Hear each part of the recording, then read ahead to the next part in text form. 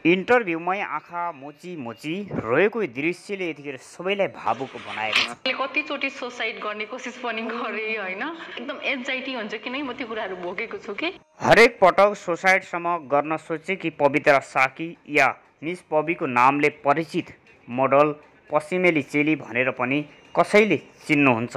उहाँको यो भावुक शब्दले यतिखेर सबैलाई रुवाएको छ।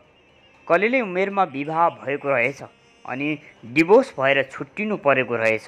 बाल्यकालका आफ्ना साथीहरू, सँगै पढेका, सँगै खेलेका साथीहरूसँग पनि उनको यतिखेर राम्रोसँग बोलचाल रहेनछ। आदरणीय दर्शक महानुभावहरू, हार्दिक स्वागत छ आजको ताजा रिपोर्टमा। अन्तिमसम्म जोडेर साथ दिनुहोला। यदि तपाईँहरू हाम्रो च्यानलमा नयाँ हुनुहुन्छ भने कृपया सब्सक्राइब गरेर सदाको लागि जोडिनुहोला।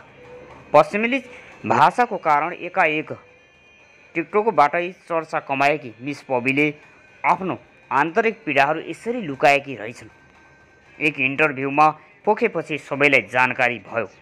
आजसम्म उनको विवाह भएको थियो या थिएन, सम्बन्ध कसैसँग थियो थिएन भन्ने कुरा कसैलाई पनि थाहा थिएन।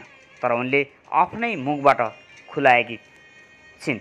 यतिखेर पटक पटक सहन नसकेर सुसाइडसम्म गर्न पुगेकी थिएँ।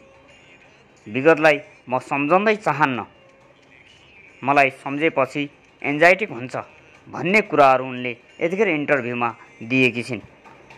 यी पश्चिमेली चेली मिस पबीको इन्टरभ्यूले यतिखेर सबैको मन झसङ्ग बनाएको छ। केही कलाकारहरूको त आन्तरिक सम्बन्धहरू कसैलाई पनि थाहा हुन्न। उनीहरूको सम्बन्ध आन्तरिक रूपले गोप्य नै रहेको हुन्छ। धेरै लामो समयपछि मिस पबीले आफ्नो आन्तरिक सम्बन्ध, विवाह भएको सबै कुराहरू यतिखेर खुलाएपछि सम्पूर्ण दर्शकहरूलाई यो जानकारी थाहा भयो। उहाँको यो आन्तरिक कुराहरू कस्तो लाग्यो, तपाईँहरूले जस्तो लाग्छ त्यस्तै प्रतिक्रिया दिनुहोला। धन्यवाद।